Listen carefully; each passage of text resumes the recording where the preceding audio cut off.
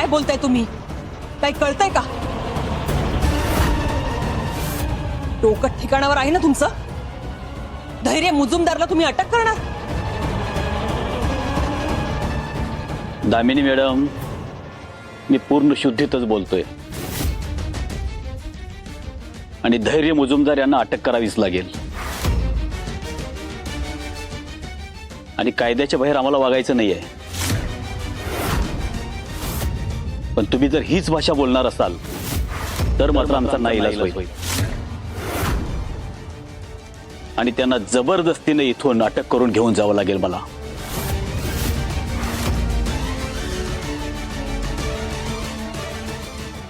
आणि अटकेचं कारण काय? सांगतो. तुमच्या विरोधात आमच्याकडे काही नागरिकांच्या तक्रारी आलेल्या आहेत.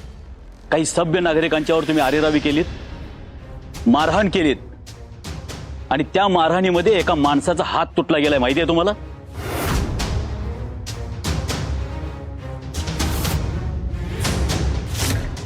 आणि त्या सर्व नागरिकांच्या तक्रारीमुळेच मला तुम्हाला अटक करावी लागेल.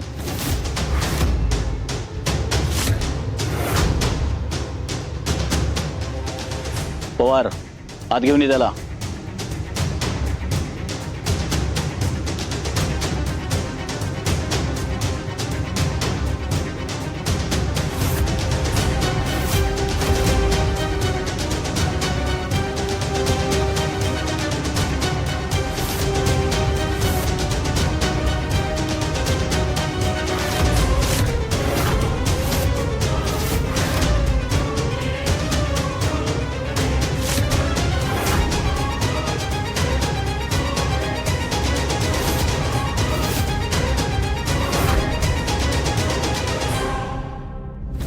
हा सभ्य माणूस आहे.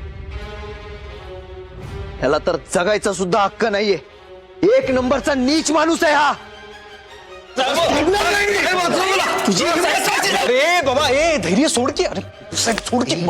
कशाला सोड? गप की जरा. मेरे सोडा त्याला. सोडा त्याला तुम्ही. याला सोडा नाहीये मी. जीवच घेणार आहे आज. धैर्य,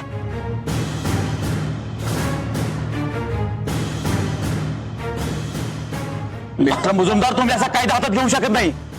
तुम्ही जर कायदा पाळला असता तर आज माझ्यावर ही वेळ आली नसती. इन्स्पेक्टर धैर्य सोड. नाही आई, तू मधी पडू नको. याला सावीवर हात टाकलाय. सोडलं नाही याला.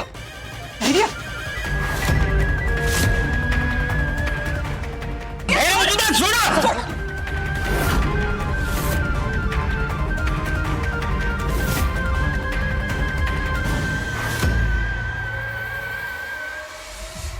याच्यात मुजुमदार कंटाळी बसाल.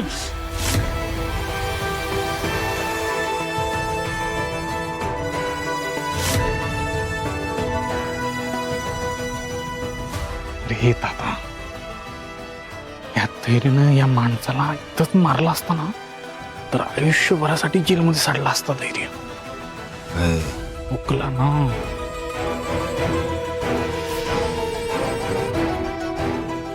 आणि मी शेवटची वॉर्निंग देतोय, तुम्ही असा कायदा हातात नाही घेऊ शकत. अहो, तुम्हाला माहिती नाहीये यांनी काय केलंय ते.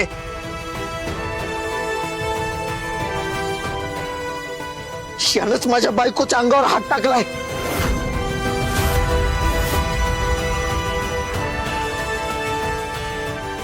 आणि या अशा बायकांकडे वाकड्या नजरा टाकणाऱ्याला पाठीची घालताय तुम्ही.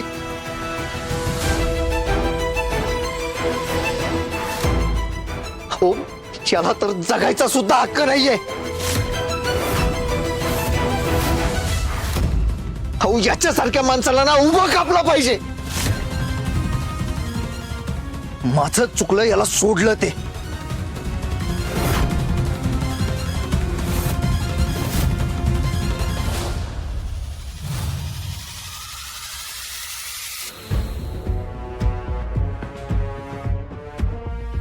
फ्रेंड,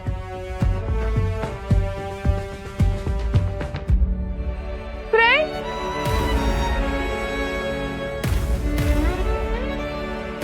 कस्तुलिया, फ्रेंड, फ्रेंड चिडलाय.